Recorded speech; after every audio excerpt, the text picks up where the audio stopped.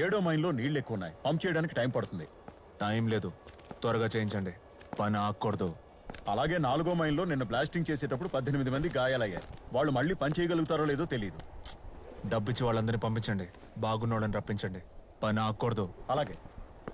లేకపోతే కిందున్న మైన్స్ కి అందరినీ తీసుకెళ్లి షూట్ చేయిద్దాం.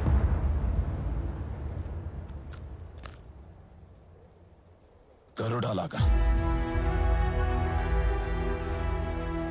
నీకు గరుడకు ఎలాంటి వ్యత్యాసం లేదు.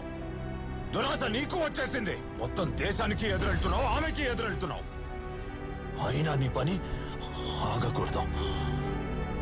ఈ నీ కేజీఎఫ్ ని ముగించేస్తుంది, నీ ఆశలన్నింటినీ ముగించేస్తుంది. నిన్ను నమ్ముకున్న ఈ జనం వీధి పాలవుతారు. అయినా నీ పని ఆగకూడదు. వీళ్ల సంఖ్యలు తెంచింది నువ్వే, వీళ్ళని ఉరికంబానికి ఎక్కించేది నువ్వే. అయినా నీ పని ఆగకూడదు. ఎందుకు ఇదంతా చేస్తున్నావు?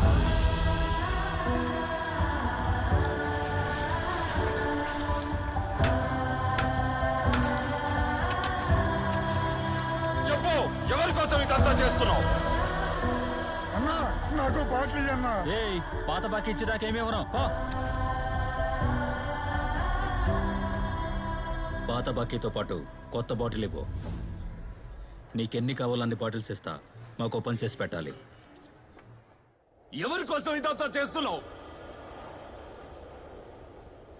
ఎవరి కోసం చేస్తున్నావు?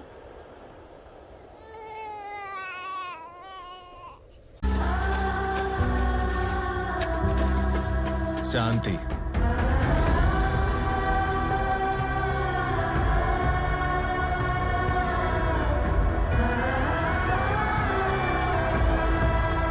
మా అమ్మ.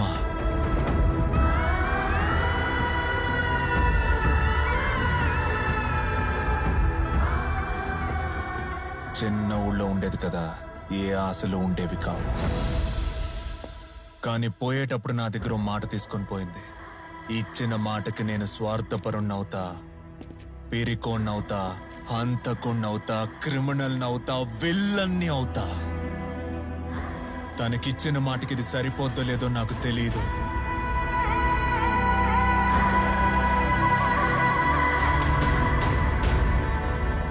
తన ఆశే నా హఠం. నువ్వు ఇదే సమాధిని చూసుకోవాల్సింది.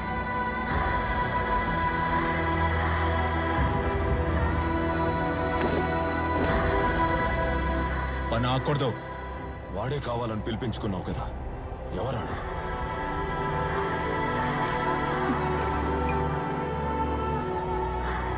మా నాన్న.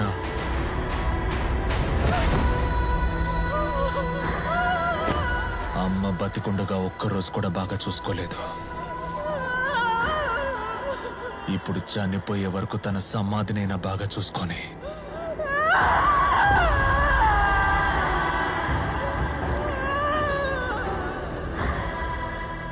ఒక గాలి సుడిగాలవుతుంది, ఆ సుడిగాలి తుఫాన్ అవుతుంది అని విన్నాను.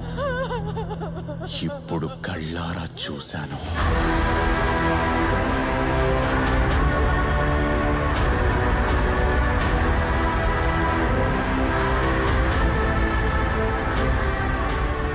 మొదలు పెట్టమని చెప్పడానికి వాళ్ళ అమ్మ ఉండేది, ఆపమని చెప్పడానికి ఇప్పుడు ఎవ్వరూ లేరు.